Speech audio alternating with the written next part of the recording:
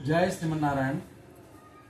आपदामभार्तारं दातारं सर्वसंपदां लोकाभिरामं श्रीरामं भूयो भूयो नमाम्यहं।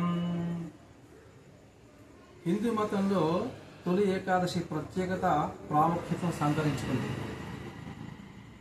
విశ్వ సృష్టికర్త అయినటువంటి శ్రీ మహావిష్ణువు క్షీరసాగరంలో 4 నెలలు యోగ నిద్రలో వెళ్లే పవిత్రమైనటువంటి రోజు. పంచాంగ ప్రకారంగా ఈ ఏడాది తొలి ఏకాదశి జూలై 6వ తేదీ 2025 ఆదివారం రోజున వచ్చింది. చాతుర్మాసం ప్రారంభమైన ఈ రోజు నుంచి 4 నెలల పాటు వివాహము, గృహప్రవేశము మొదలైనటువంటి కార్యాలు నిర్వహించరు కొంతమంది. అయితే ఈ పవిత్ర సందర్భంగా పొరపాటున కూడా చేయకూడనటువంటి కొన్ని పనులు ఉన్నాయి. తెలిసి చేయక, తెలిసి చేయకుండా, తెలిసి చేసినా కానీ ఈ పనుల వల్ల పాపాలకు గురవుతారు. జీవితంలో ఇబ్బందులను ఎదుర్కోవలసి వస్తుంది. కనుక ఈ రోజున తొలి ఏకాదశి రోజున చేయకూడని పనులు ఏమిటో ముందర తెలుసుకుందాము.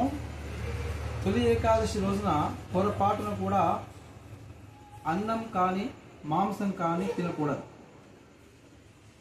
ఈ రోజున అన్నం తినడం వల్ల పూర్తిగా నిషిద్ధం.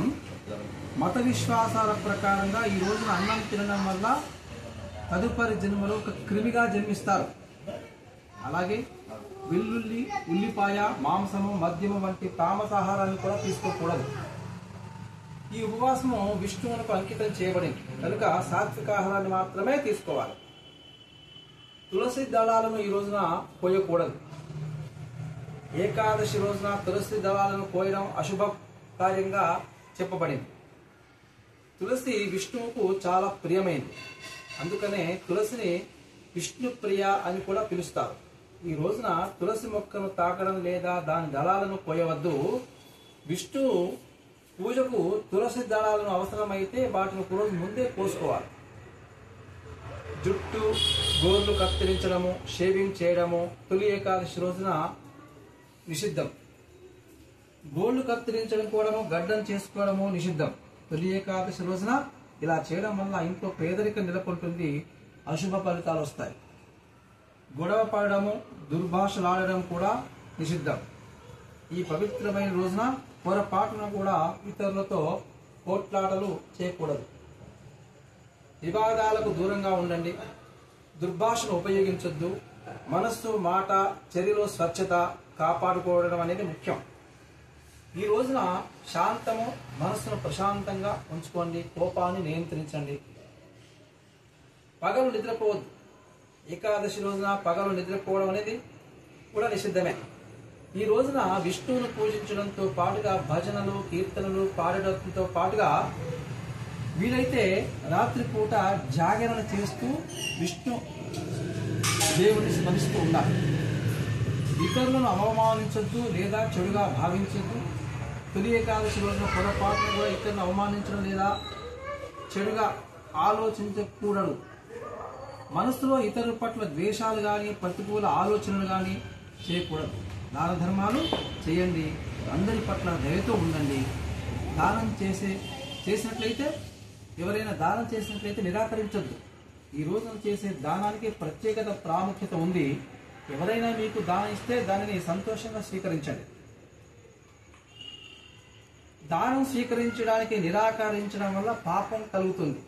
అదే సమయంలో మీ సామర్థ్యం మేరకు దానం చేయండి. మీరు కూడా తొలి ఏకాదశి రోజు ఏమిటంటే తెల్లవారుజామున నిద్ర లేచి పరిశుభ్రమైనటువంటి దుస్తులు ధరించి తర్వాత విష్ణు విగ్రహాన్ని ప్రతిష్ఠించి ఆయనను పూజించాలి. విష్ణు సహస్రనామ పారాయణము, ఓం నమో భగవతే వాసుదేవాయ అనే మంత్రాన్ని జపించండి. పండ్లు, పువ్వులు, స్వీట్లు, పంచామృతాలు అందించండి స్వామివారికి. బ్రాహ్మణులకు, పేదలకు దానం చేయండి. ఏకాదశి ఉపవాసం ఉండి సాత్విక ఆహారాన్ని తీసుకోండి అవసరమైతే. ఏకాదశి రోజున సానుకూల ఆలోచనలను మనస్సులో ఉంచుకొని ఆధ్యాత్మిక పనిలో నిమగ్నమై ఉండండి. తొలి ఏకాదశి దీన్ని దేవశయన ఏకాదశి అంటారు. పద్మ ఏకాదశి అని కూడా అంటారు. ఈ రోజున విష్ణు క్షీరసాగరంలో యోగ నిద్రలోకి ప్రవేశిస్తారు. కార్తీక మాసంలోని శుక్ల ఏకాదశి, ప్రబోధన ఏకాదశి అంటారు, ఉత్థాన ఏకాదశి.